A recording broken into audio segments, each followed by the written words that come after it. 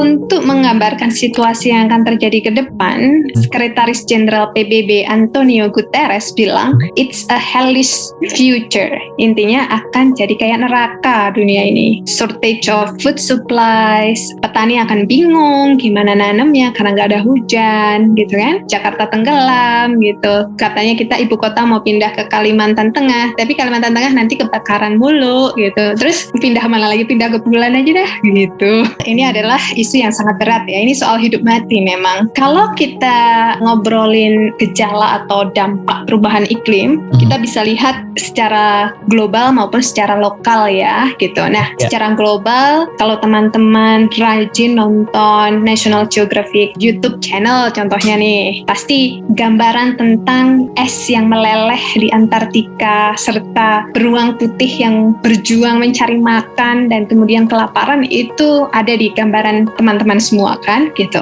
Itu brand image tentang dampak perubahan iklim yang sangat luar biasa. Kalau yang lokal gitu ya, kita bisa lihat ada mulai cuaca-cuaca ekstrim yang kita rasakan di Indonesia. Contohnya nih, gitu, tahun 2015 dan tahun 2019 itu musim hujan itu telat datang. Itu disebut sebagai El Nino, tahun El Nino yang panas luar biasa. Dampaknya di Jawa gagal panen, padi nggak bisa tumbuh karena kurang hujan. Irigasi memang ada gitu, tapi airnya dapat dari mana gitu kan? Itu satu. Kemudian yang kedua, terkait dengan penelitian saya sendiri soal kebakaran hutan. Kebakaran hutan itu disebabkan oleh dua hal. Satu karena misalnya tadi cuaca ekstrim yang sangat panas atau El Nino, plus ada ulah manusia di situ gitu. Nah, kalaupun ada cuaca yang sangat ekstrim tapi nggak ada ulah manusia, kebakaran biasanya sulit terjadi. Tapi karena cuaca ekstrim plus karena ada ulah manusia, kebakaran mudah terjadi. Kita ingat ya, kita percaya bahwa perubahan iklim itu menaikkan suhu bumi. Dan kenapa perubahan iklim itu terjadi? Karena para saintis sudah melihat peran emisi karbon. Jadi emisi karbon ini yang ada di dunia, di atmosfer itu diteliti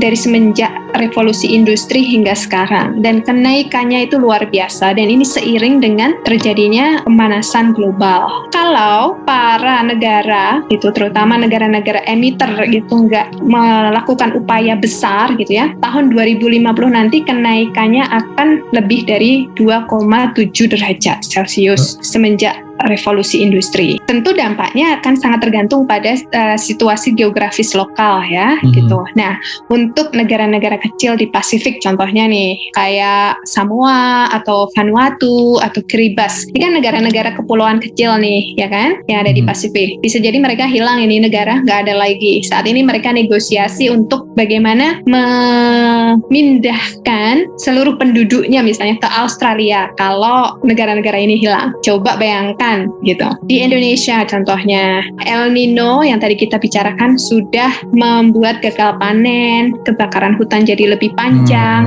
Kalau situasi di 2015 saja kebakarannya kayak gitu, kebayangkan kalau ditambah 2,7 derajat kepanasnya nanti di 2050. Bisa jadi setengah tahun itu isinya kebakaran hutan doang di Indonesia. Kalau hutannya masih ada. Kalau hutannya nggak ada, berarti kebakaran sisa-sisa hutan gitu. Atau gagal panen terus-menerus. Nah, itu yang akan terjadi. Ketika kita bicara soal partisipasi generasi muda dan keadilan iklim, gitu, betul bahwa secara historis emiter terbesar adalah negara-negara industri maju, ya. Tapi ketika kita sekarang bicara soal shared responsibilities, gitu ya, kita melihat shared responsibilities ini tidak hanya ada di pundak generasi muda yang ada di negara maju. Dan terutama karena apa? Karena untuk membuat sebuah kebijakan yang bisa adil terhadap situasi yang juga dialami negara berkembang, suara dari generasi muda di negara berkembang itu sangat penting. Kenapa generasi muda penting terlibat? Karena seperti yang tadi kita bicarakan, ke depan dampaknya siapa sih yang kena? Generasi muda dong, gitu. Peneliti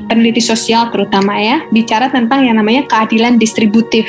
Apa sih keadilan distributif itu? Yaitu sebuah pandangan menyangkut penggunaan sumber daya alam. Jadi perubahan iklim itu kan disebabkan oleh ulah manusia yang menggunakan sumber daya alam secara semena-mena ya, secara besar-besaran tanpa melihat sustainability-nya. Contohnya tentang penggunaan fossil fuel gitu ya. Kalau kita melihat keadilan distributif, itu adalah sebuah pandangan yang menyebutkan kalau kita mau adil terhadap generasi muda, kita harus menggunakan sumber daya alam dengan hati-hati yang tidak akan menyebabkan kerugian untuk generasi muda ini ke depan, sehingga mereka masih bisa menikmati sumber daya alam ini dan tidak menerima dampak dari ulah kita yang tua-tua ini gitu, yang suka eksploitatif ini. Itu keadilan distributif yang juga harus kemudian dipakai dalam melihat persoalan perubahan iklim gitu. Kalau kita pengen generasi muda itu tidak menderita ke depan, suara mereka